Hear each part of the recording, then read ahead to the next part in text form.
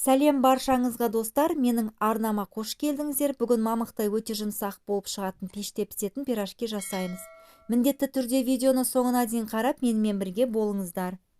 Алдымен ыдысымызға 1 стакан жылы сүтімізді және 1 стакан жылы суымызды құямыз. Бұл жерде айта кететін жағдай, сүтіміз бен суымыз жылы болуы маңызды. Енді осы сұйықтықтың үстіне қантымызды, тұзымызды салып, жақсылап араластыратын боламыз.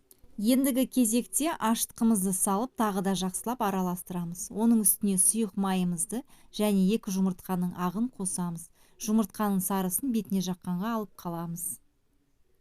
Барлық сұйық массамызды жақсылап араластырып, електен өткен ұнымызды жай-жайдан бөле отыра, алғашқыда қасықтың көмегімен араластырамыз. Кейін ұнның барлығын қосып, қолымызбен жұмсақ қамыр елейтін боламыз. Дәл видеода көріп тұрғандарыңыздай, ұнды шетінен қоса отыра, жұмсақ қамыр елейтін боламыз. Ұнды бірден салып елесеңіздер, қамырларыңыз қатты болып қалуы мүмкін. Видеода көріп тұрғандарыңыздай, аз-аздан салатын болсаңыздар, пирожкилеріңіз өте жұмсақ әрі дәмді болып шығады.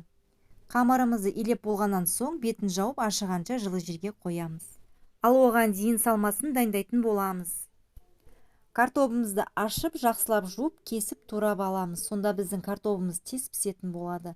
Үстіне суымызды құйып пісіретін боламыз. Піскен картобымызды арнайы езгішпен немесе шанышқының көмегімен еземіз. Картобымыздың үстінен пиязды қуырып қосамыз. Салмамыз өте дәмді болады.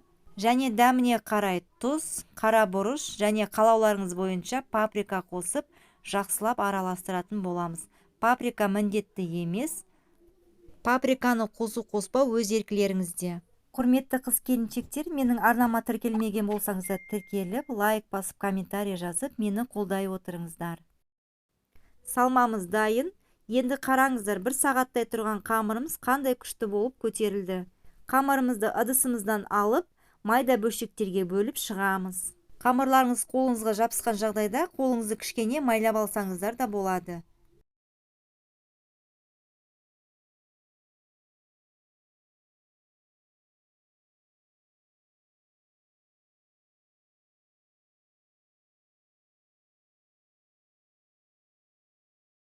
Енді осы қамырымызды видеода көріп тұрғандарыңыздай бірнеше бөліктерге бөліп аламыз. Видеода көріп тұрғандарыңыздай қамырларымыздың бәрін бірнеше бөліктерге бөліп болғаннан кейін осылай домалақтап аламыз. Барлығын домалақтап болғаннан кейін бетін жауып 10-15 минутқа демалдырып қоямыз. Көріп тұрғандарыңыздай қамырымыз 2-3 есеге тағы да көтерілді. Енді саусақтарымыздың көмегімен осылай жайып аламыз.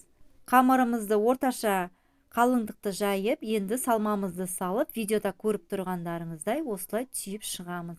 Мінекей сіздерге жақыннан көрсетемін. Осылай жабыстырып, қамырымызды түйіп аламыз. Қамырымызды жақсылап бекітеміз, сол кезде салмамыз шығып кетпейтін болады. Қамырды біріктіріп, жақсылап жабылуына мән беріңіздер. Пергамент төселген формамызға орналастырып, бетіне алып қалған 2 жұмыртқаның сары уызын біркелкі етіп, барлық жеріне жағып шығамыз. Содан соң мен пышақтың көмегімен сызықтар жасап шықтым, ол міндетті емес, мен тек әдемілік үшін жасап шықтым. Дәл видеодағыдай осылай 3 сызық жасап шықтым. Енді дайын болған пирожкиімізді алдын ала қызып тұрған 200 градус пеште қызарғанша пісіріп аламыз. Міндетті түрде жасап көріңіздер, сіздерге ұнайтыны сөзсіз, өйткені өте жұмсақ әрі дәмді болып шығады.